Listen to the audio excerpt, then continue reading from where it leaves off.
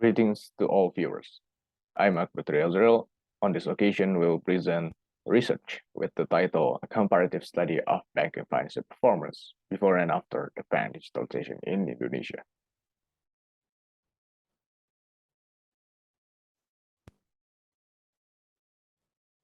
We start from the introduction.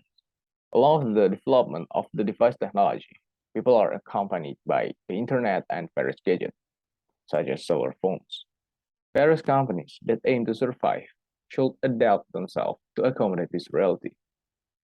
I quote from the Indonesian Central Statistic Bureau: there has been a rapid increase in the use of technological devices in Indonesia. This phenomenon can affect people's preferences and ways of doing things. Gilbert in 2014 made a forecast which stated 80% of the bank's market share in 2020 was dominated by mobile device users, and this device will be the pioneers of digital banks. Lanier states that currently the board or the decision makers in a firm are already trying to adopt technology in their business process. The Lanier statement is confirmed by banks in Indonesia, because several banks in Indonesia have tried digitalization strategies in order to improve efficiency and quality of their service. Because there are increasingly widespread presence of digital banks in Indonesia, even during this research, it raised the questions whether the digitalization strategy carried out by banks has a significant positive impact on bank financial performance, or the simple term is digitalization really works? Then to find out and prove whether the bank financial performance are worse, improved, or remain the same after the digitalization strategy, there must be a research. Then, departing from the background of the phenomenon that occurred and the prompt statement, this research has a foundation in the form of questions and objectives. The first research question in this study is there a significant impact of digitalization on the financial performance of banks in Indonesia? The objective is to find out the significance from impact of the digitalization on banks on the financial performance of banks in Indonesia. And the second research question is, what is the digitalization impacts on banks' financial performance in Indonesia? The objective is to determine the impact of digitalization on the financial performance of banks in Indonesia, whether it's improved or worse. To explore this phenomenon, a theoretical foundation is needed. In this study, there are 4 categories of theory, which are banks in Indonesia, digitalization, digital banks in Indonesia, and bank financial performance. For banks in Indonesia, the study used the definition of the law and the academics. From the law, I quote from the Law of Republic Indonesia, number 10 of 1998, and from the academics, I quote from the Kashmir 2014. There are similar definition between the two, which is bank is the entity that collects funds from the public and distributes again to the public in the form of credit. The law also regulates the type of bank in Indonesia, namely commercial banks and rural banks. Commercial bank in Indonesia is Bank Umum, and rural bank in Indonesia is Bank Perkreditan Rakyat. This study will explore commercial banks because the digitalization occurs there. The commercial banks themselves are still categorized again by the Indonesian Financial Service Authority based on their core capital into 4 groups. So, for the digitalization, Kribel and Devener states about the definition of digitalization, which is increased use of information or digital technology in a firm or entity. Frederick at 2003 states the impact of information technology on productivity varies by industry with no clear evidence for banks.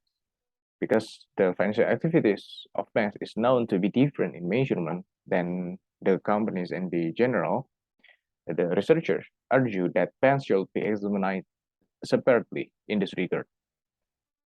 The latest research by Lee in 2021 shows financial innovation through technology in banking relates to quality improvement.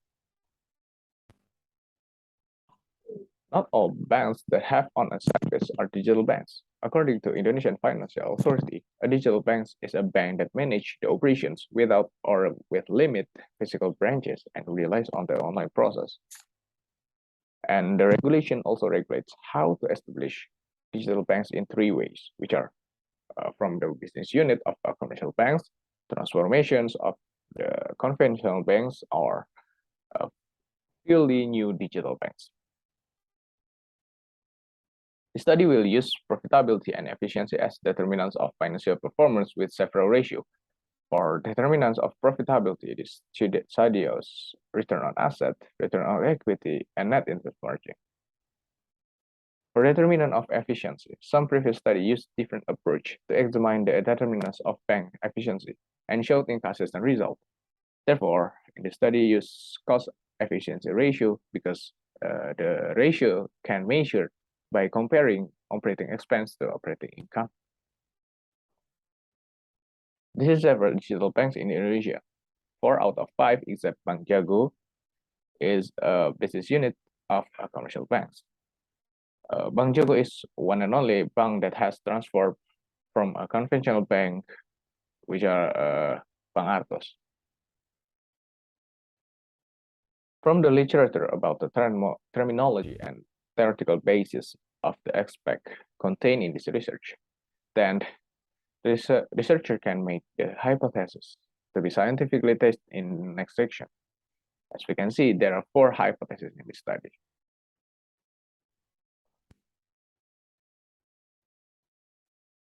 To analyze impact evaluation, Sahidur at 2010 shows several different methods can be used.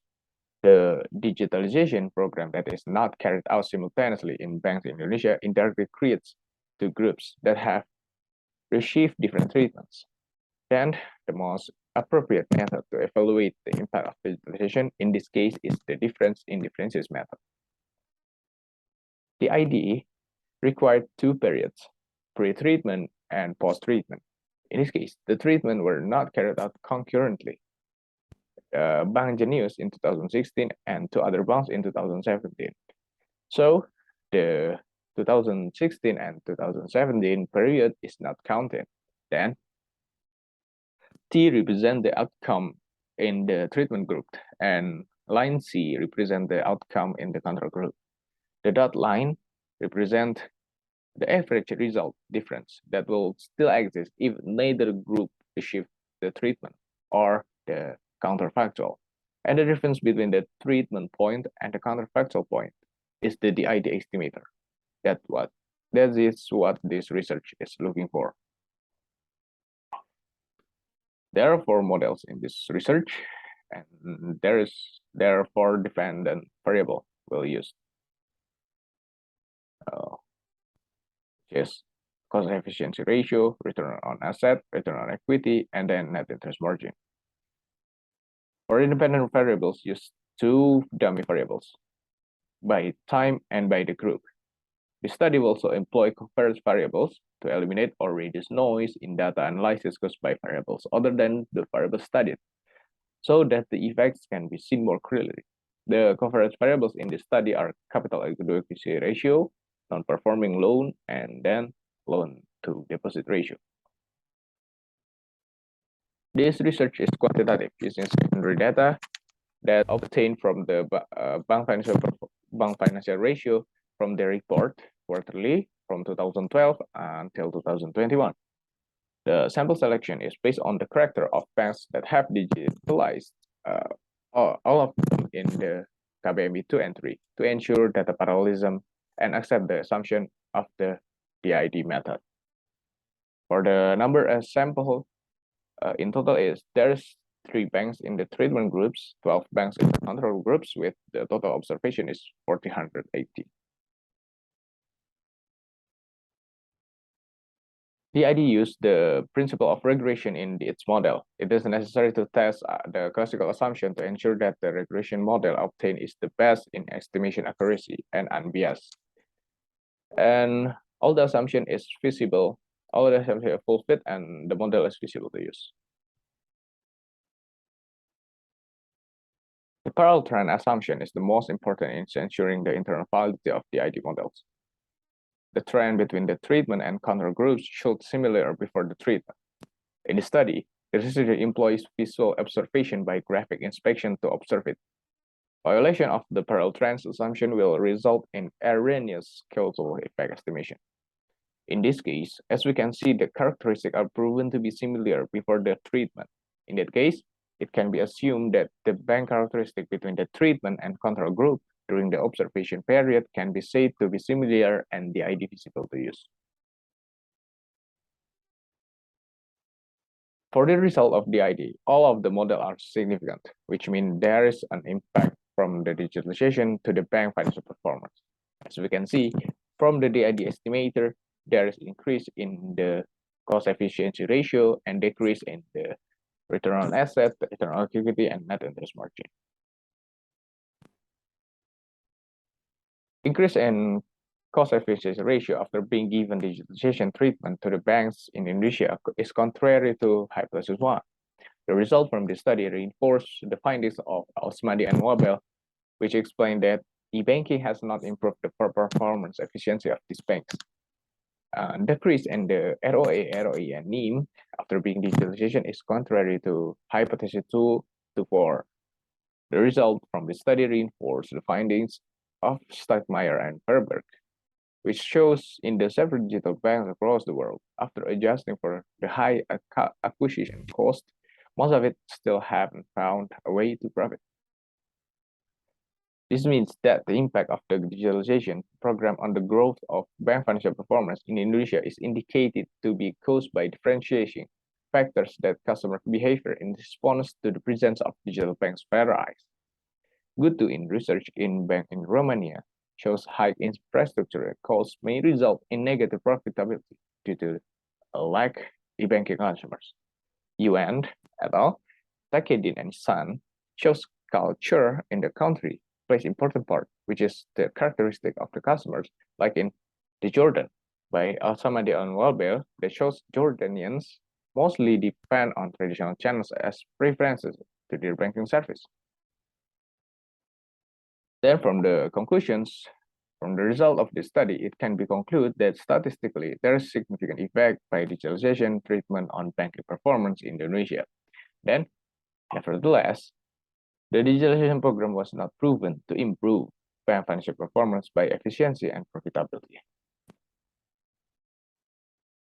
The recommendations are addressed to two parties. For banking companies, banks should review the readiness before entering and establishing themselves as digital banks, especially because the infrastructure of digital is the big investment for the bank.